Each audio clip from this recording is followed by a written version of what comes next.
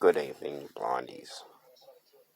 This episode of Blind Garage is specially done for Jordan Mahoney of Blind World YouTube channel. I've listened to quite a few of this bloke's clips and that, and he raises blind awareness and explains situations to do regarding our blindness, and he's asked me some questions on my video. And they're great questions. Thanks heaps, mate. So, Jordan, well, how do I go about doing the things I do, like getting under the car and work? And as you would know, it's all about the feel. Now, being a mechanic before I went blind, I was always in a situation where you can't see that bolt that you're undoing, and you still manage to do it. So when I went blind and I finished sulking for a while, I decided, well, you can't see in a certain extent when you're working on a car. Surely I can still do this. So I gave it a red hot shot. And it's all about the feel, brother.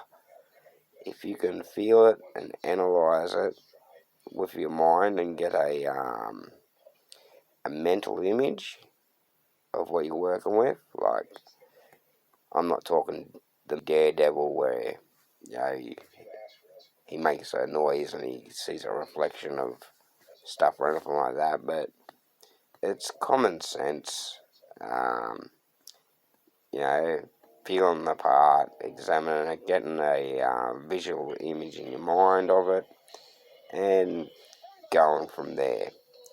When it comes to picking my tools and things like that, it's a really big problem because I don't know the size of the spanners or the sockets, and any blind person that's played with a toolbox will tell you it's a bit confusing at first, but with a lot of determination and dedication, I've managed to find tools that suit my needs that are in cases where if I take a socket out, I can feel along and go, okay, that's the only socket on that row missing, and put it back.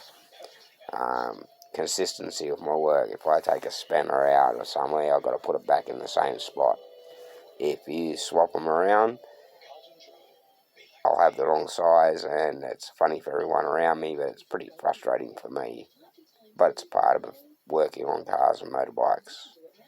So that's how I go about working on things and stuff like that. And you can use that this aspect, like I use it a lot for my mechanical work, but in my everyday life, sound is optimum to me. I use a vision cane, so listening to Kane talking to me, chattering away while I'm walking is essential. Misinterpret what he says can end in disaster, as other blind people who use a cane will. Hopefully have a comment with a good story on. I walked into a stormwater drain once when I first started using the cane because I didn't recognise the sounds of the cane, and I just plonked straight off this footpath straight into a stormwater drain, and it took me a little while to get out. The hazards of being blind, but when it comes to getting under the cars and working and things like that, it's all about being patient, dedicated and determined. They're the tools that help me. You asked what tools do I use? They're the tools I use. My beautiful mind, my gifted hands.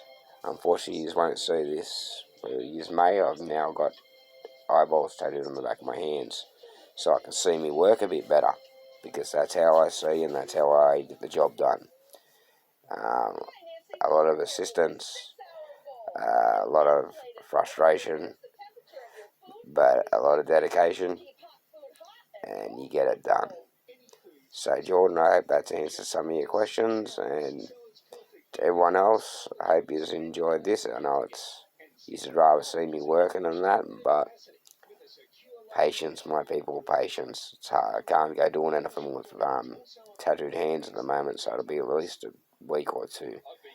But you know me, I'll get out there and get something done, or rope someone into doing it for me. But the tools I use and the way I use them, it all comes with practice and dedication. So remember the rules, guys. Keep your tyres turning for Tilly. Hope you enjoyed this episode. Camera. Cheers, Jordan. Stop record.